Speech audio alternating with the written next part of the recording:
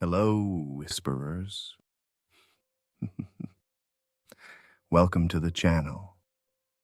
If you enjoy tonight's tale, don't forget to like, subscribe, and share. It helps more than you know. Now, dim the lights, and let's begin tonight's story.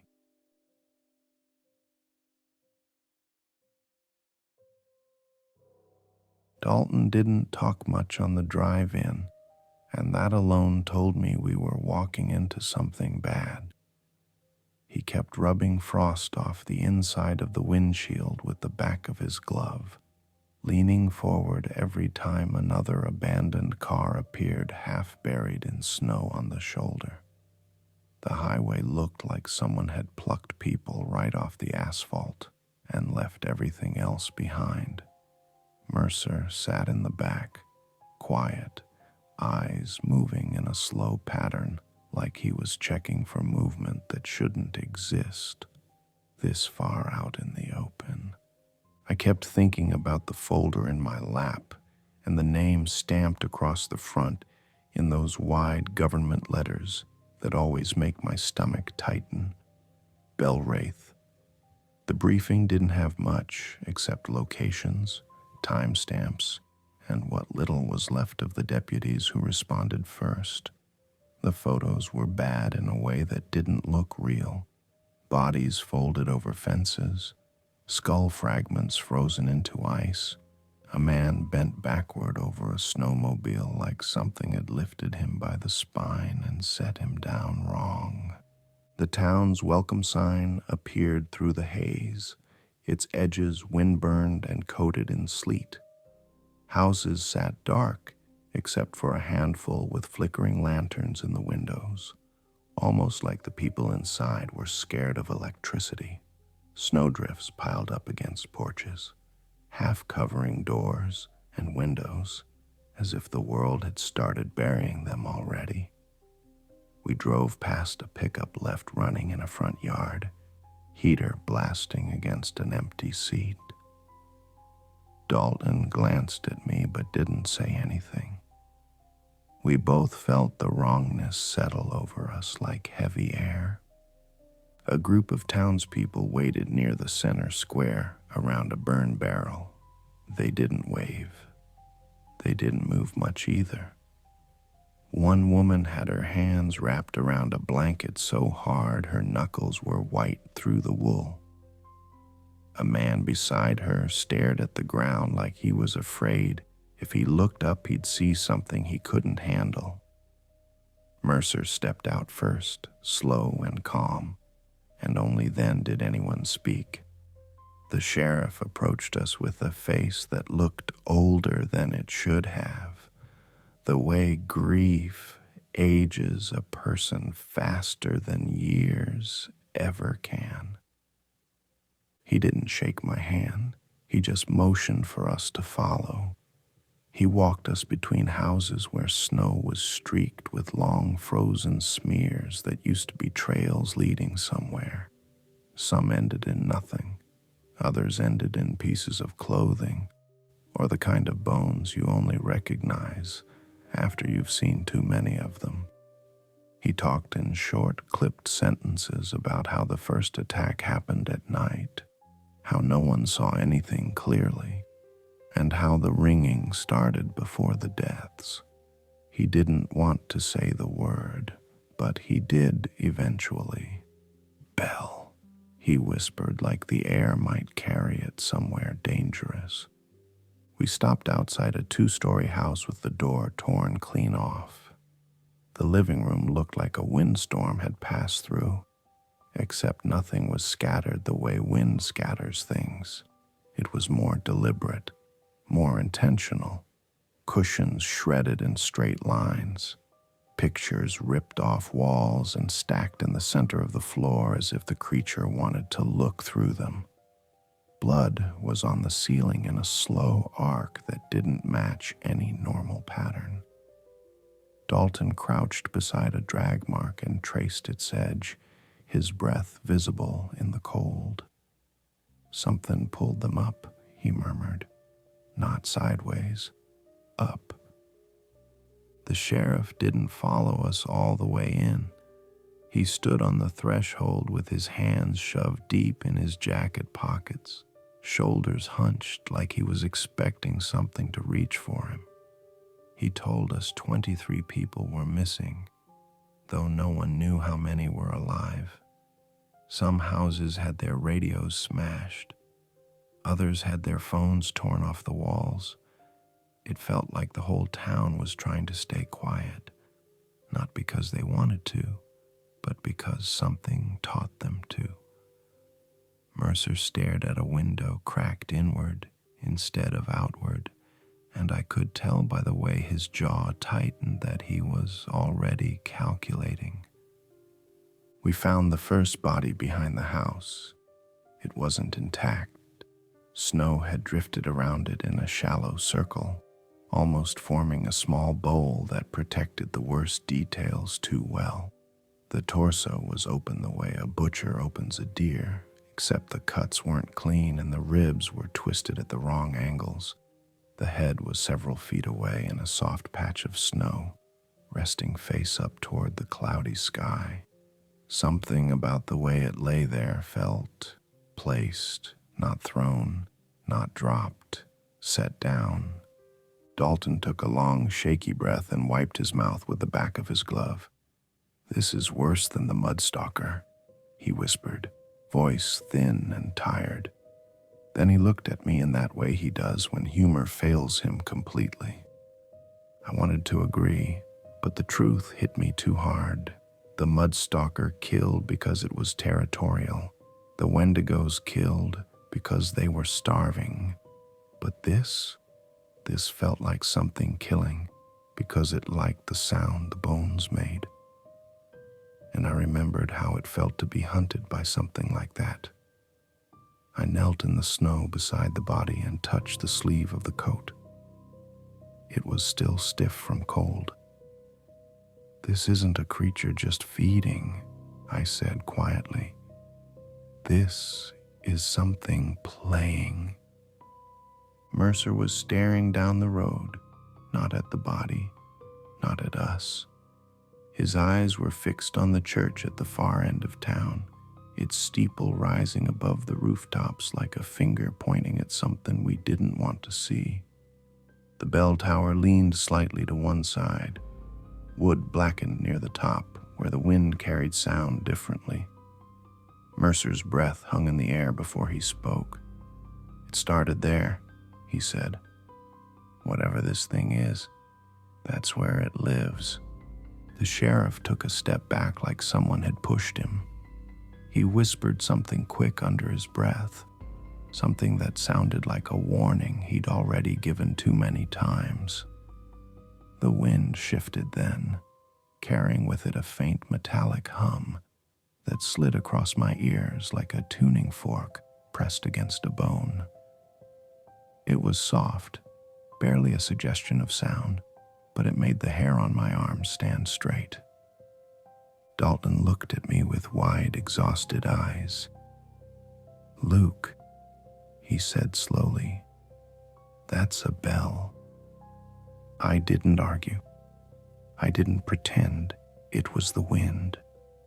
The truth sat heavy in my gut. The Bellwraith was real, and it had already taken the whole town apart, one body at a time. I kept thinking about the sound, not the wind, not the distant hum of the generators, the other sound, the one that felt like it was still ringing behind my eyes, even though the church bell had been silent since we got here. Dalton was at the motel window, watching the street. He had one hand on the curtain and the other wrapped around a mug of coffee gone cold. The cup shook every time his fingers tightened. "There were more people out an hour ago," he said. "Now the street is empty." Mercer sat on the edge of the bed with the map spread over his knees. He had circled the church in red, 5 blocks from the motel, 4 from the gas station, 2 from the school, dead center of town. "It makes a pattern," he said. "Every attack you can confirm happened within hearing range of that bell."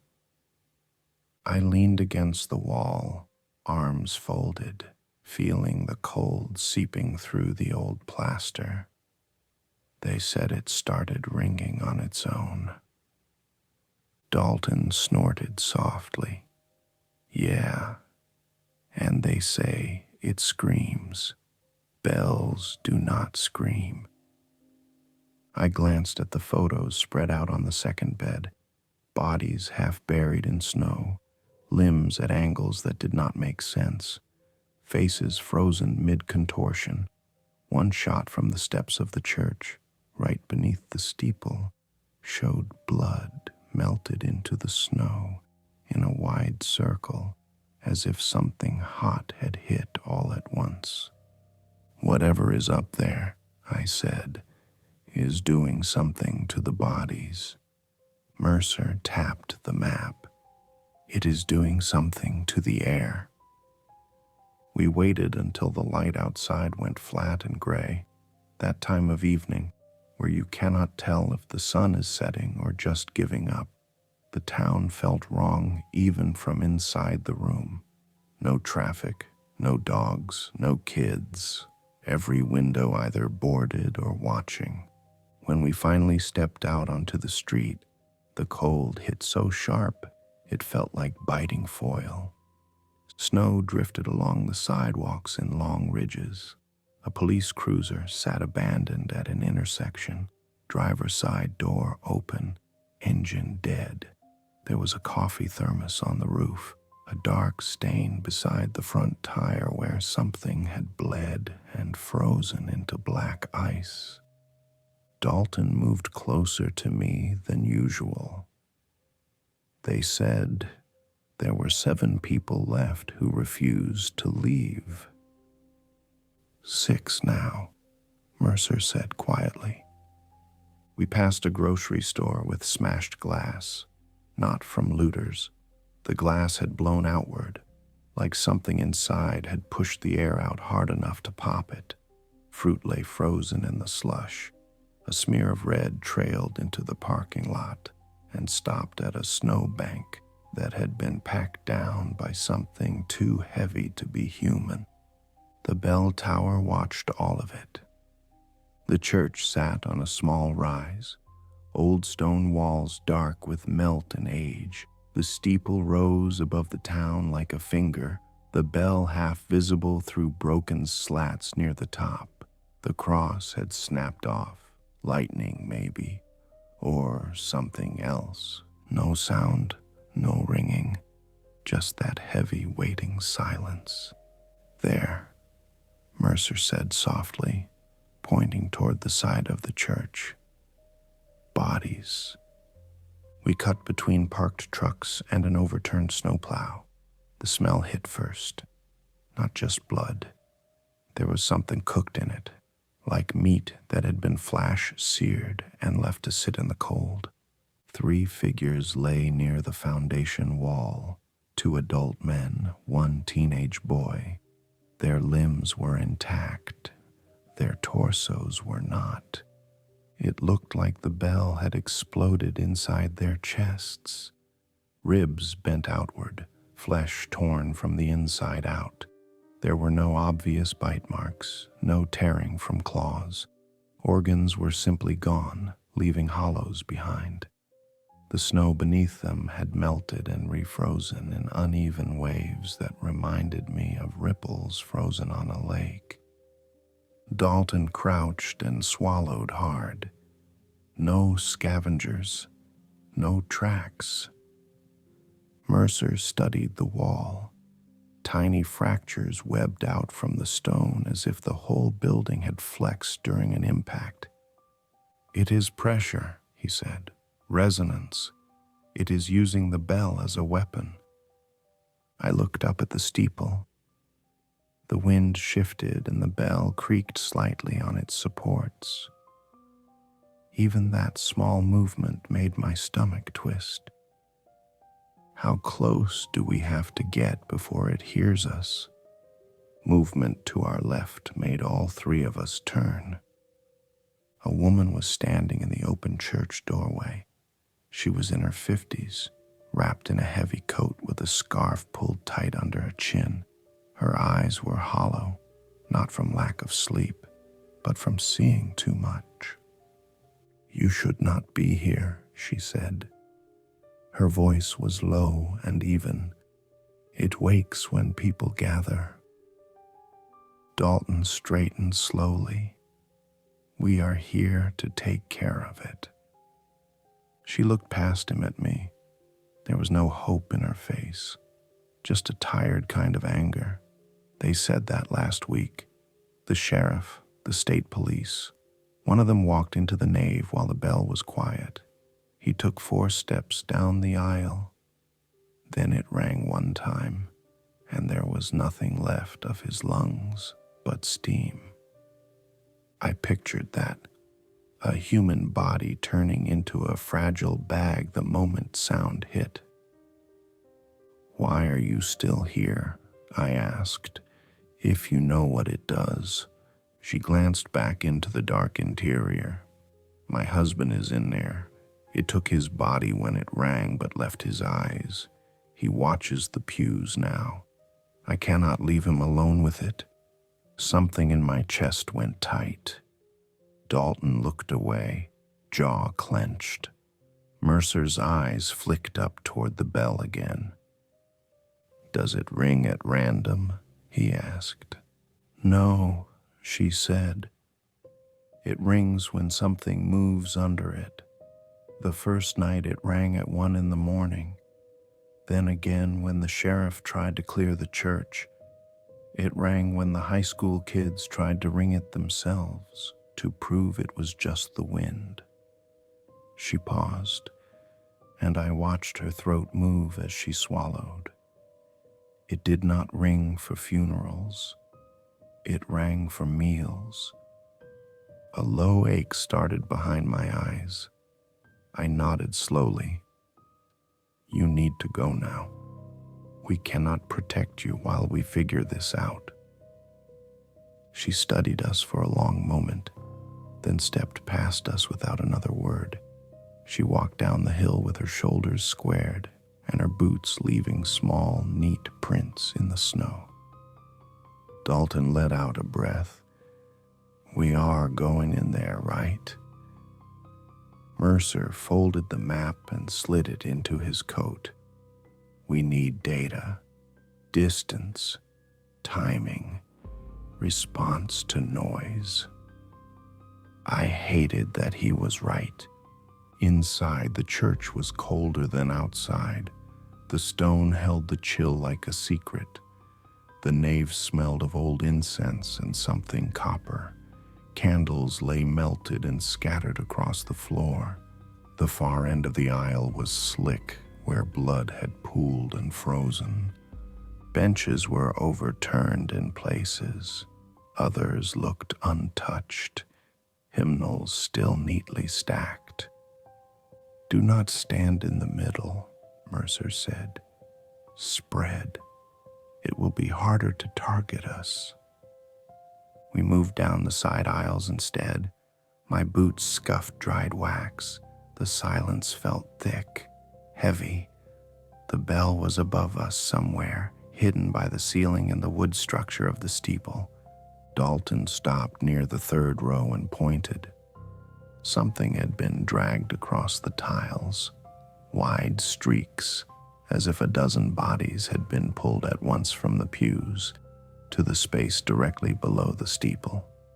There, the floor was cracked in a circular pattern, like a stone pond hit by a single rock. Mercer crouched and pressed his gloved hand lightly to the crack. "Feel that." I knelt. At first there was nothing. Then, under my palm, a faint vibration, not constant. A slow pulse, like the building itself had a heartbeat. "When it rings," he said, "it is not just sound. It is using the whole frame of the church, the air, the stone, everything." Dalton kept his rifle pointed upward. "How do you fight something that kills by sound?" "I do not know yet," Mercer said, "but we know 3 things now. It responds to movement under the bell. It uses the building like an amplifier, and it drags some of the bodies up, not all." Dalton frowned. "Why some?" I looked toward the dark doorway that led to the stairs up to the steeple.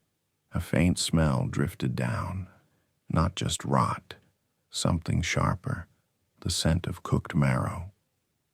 "It's eating the others," I said. We did not say anything for a while after that.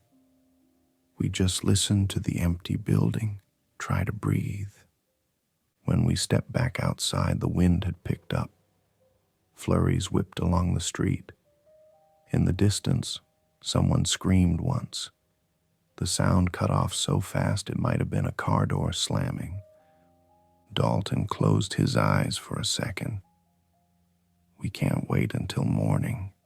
"No," I said, "we cannot." Mercer nodded toward the steeple. "It wants small groups underneath it. We will not give it that. We make it ring on our terms, not its." "How?" Dalton asked.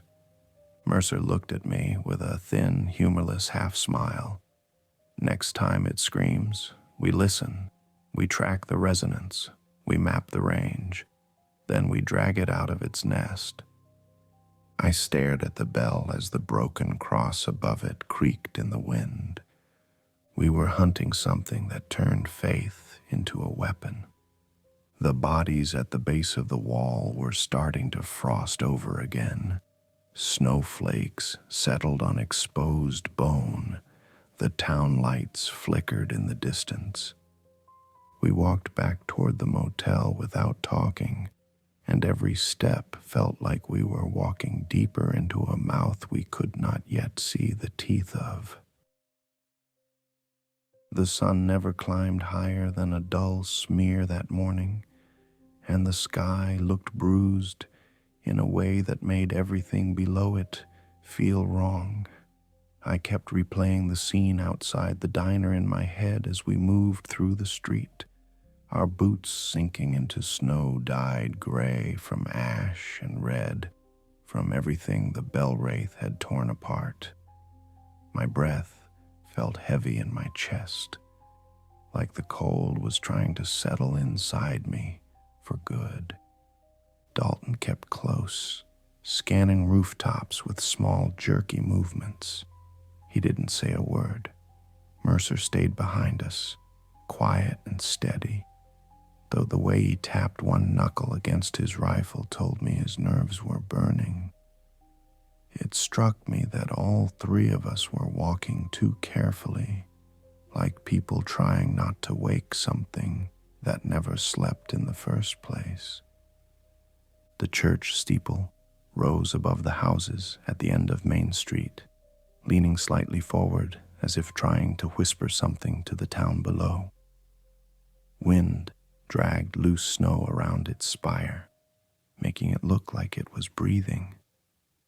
The doors had been torn off their hinges, and the path leading to them was littered with limbs and scraps of clothing. A trail of black hair drifted across the threshold, stuck in frozen footprints that didn't belong to anything living. We approached slowly, each step sinking through a mixture of snow and something thicker. The silence around the church felt unnatural, almost padded, as though the sound itself had been smothered. I felt my fingers tighten around my weapon without meaning to, and there was a moment where I wished I could turn around, walk back through the ruined streets, and pretend this place didn't exist. That feeling didn't last long, but it was there. Inside, the pews were scattered in pieces, and the still air carried the copper-heavy smell of blood. Streaks ran across the walls in long arcs, as though something wet had been swung with force. The floorboards glistened faintly, and Mercer's light caught a trail leading toward the bell tower stairs. Dalton shook his head once, subtle, but he stepped forward anyway. I admired him for that. I always had. Each step up the stairs felt like climbing into a throat. The air tightened the higher we went, and the boards creaked under our weight in a way that made me think of bones shifting. Halfway up, I saw something pinned to the wall. It was a hand, or what used to be one.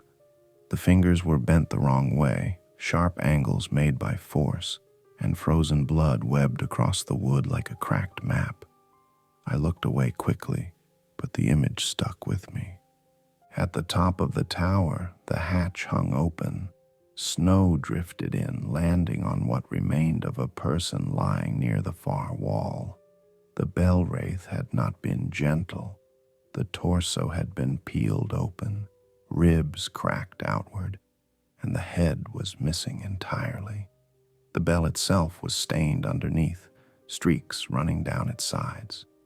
Dalton swallowed hard beside me and exhaled slowly, as if trying not to choke on the sight.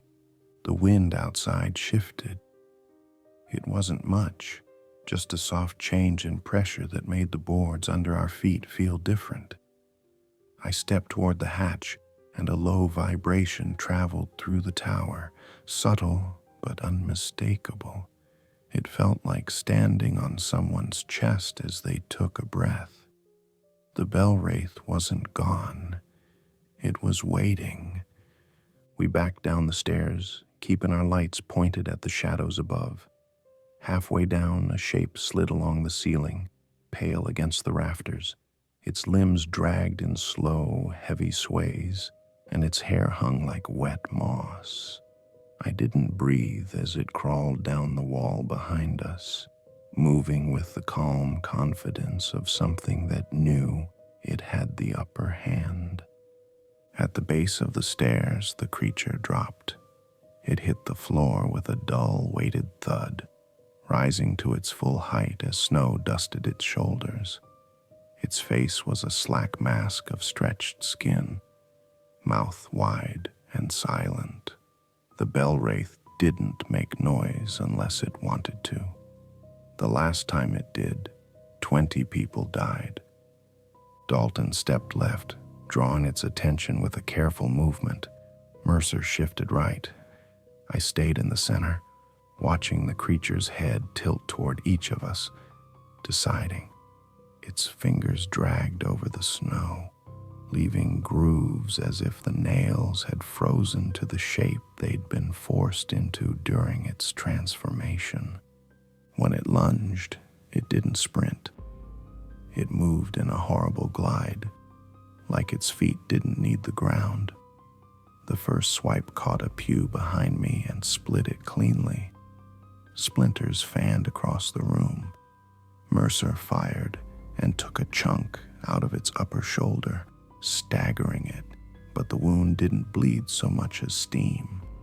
The creature twisted toward him, face stretching into something worse than a snarl. Dalton rushed it from the side, staying low. He swung a broken table leg like a club, smashing it across the Bellwraith's knee. The sound was thick and wet, and the creature dropped briefly before it unfolded upward again, pushing through the pain with unnatural ease. It grabbed Dalton's coat and lifted him enough that his boots left the floor, his legs kicking once in reflex. I didn't have time to think. I closed the distance and drove the barrel of my weapon into the side of its throat. The impact broke a layer of frozen tissue, and the creature's grip loosened. Dalton hit the floor hard, rolling away as the Bellwraith turned its head toward me. Its breath coated the air in a fog that smelled like mildew and rot.